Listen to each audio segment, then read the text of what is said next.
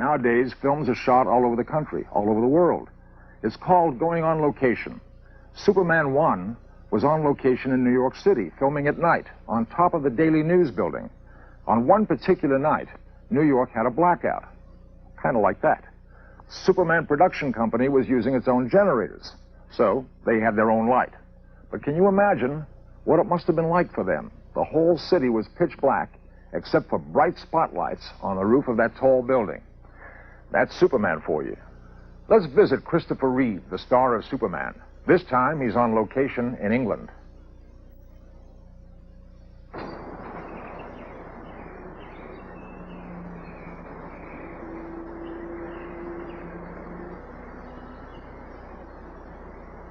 Each film is an original, we hope. We think it's not a series where you plug into familiar formula and just keep going. You know, this is each time is a new idea. In the first one, we brought Superman to Earth. We proved that a man could fly.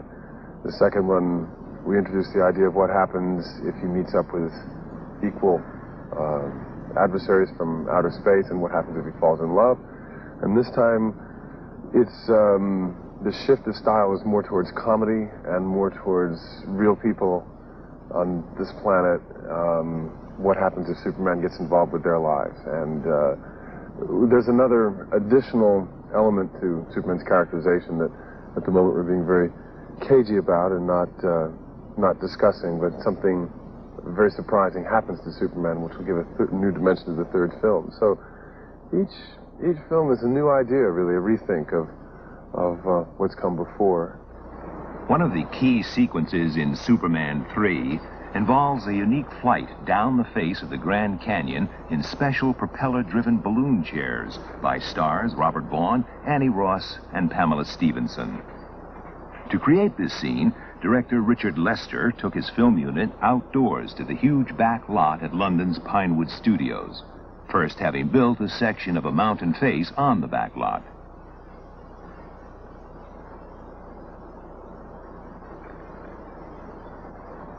Huge cranes were brought into the area to hold the balloons and their stellar passengers safely in the sky, suspending them on very thin, super strong cables. The back lot of a modern movie studio, by the way, is a wondrous place. When director Lester had positioned his camera satisfactorily, it was time, after much preparation, for the actors to take a little trip. On the ground, crew members will let the loose ends of the weighted cables travel upwards, releasing the balloon chairs, which will be carried to the ground by the weight of their passengers. However, just to make sure that no one made the trip too fast, there always will be a crew member controlling the rate of descent. Naturally, when the film is seen, the thin wires that held the balloon chairs will not be visible. Finally, it was time for the stars to go over the side. After battling the wind and the natural spin of the balloon chairs on their wires, it turned out that the trip was really not all that bad, and it looks as if the stars seem to have enjoyed themselves, which is a fortunate thing, because with everything in the movies, this was only the first take, and the sequence would be shot a number of times from many angles before director Lester finally called cut.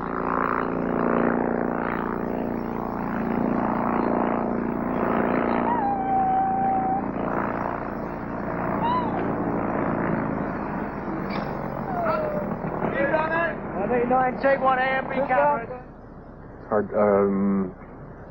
It follows parallels. There's like any good epic, there's an A story and a B story and things going on in parallel time.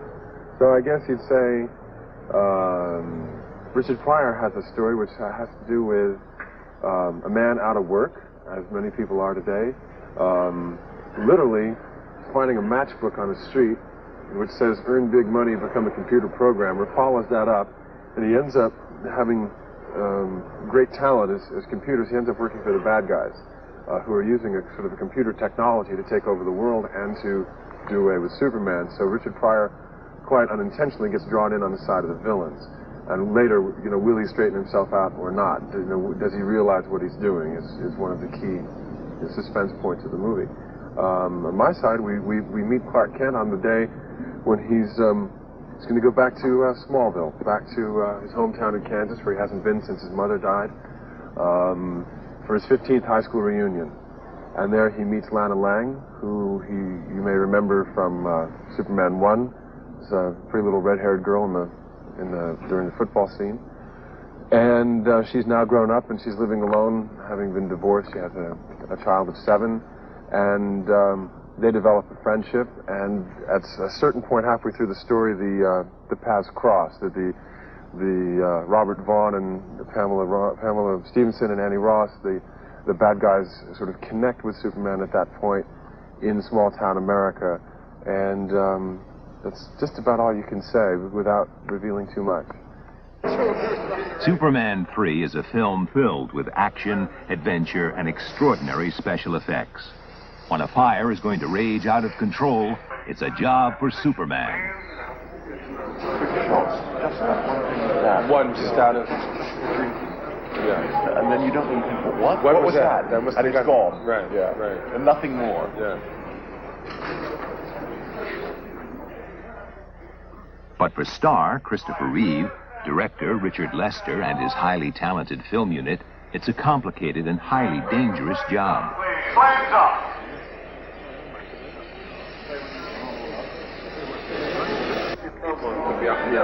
You see, the problem is that a normal person would going through a plane of flame would just try to do that or change his pace, whereas the invincibility of it makes it look false. Yeah, that's right. Director Lester and Christopher Reeve take plenty of time to make sure his every movement through the blistering flames will be absolutely correct. One mistake could be serious. This one.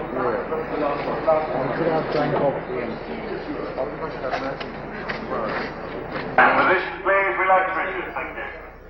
With 2 cameras in position for the filming to provide different angles of the fire scene, everyone gets ready for the action. Yeah, that's it.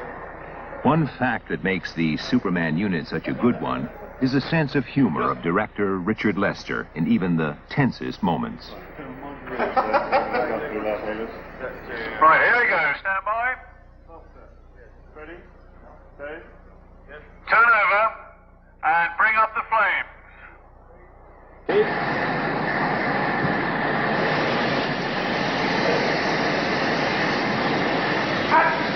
Action!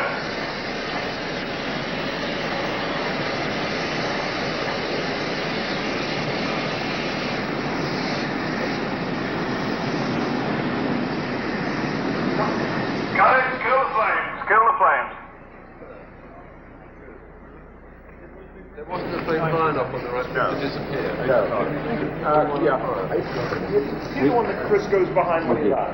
One more, Chris, right away. It's the middle one. It's too high. Yeah, that one. Keep that down as well, and bring them up as he comes towards us. Going straight away, please. Going straight away. Sorry. It was wiping out his lamp when he lands. Okay. Jeff, another touch because I'm losing a bit now with the smoke. Go on 8.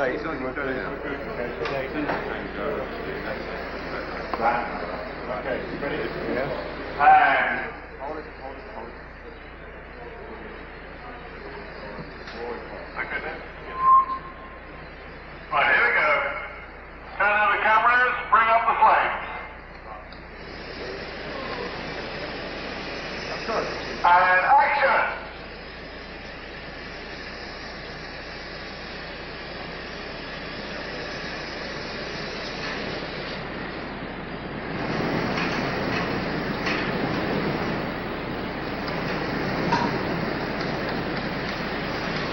Got it?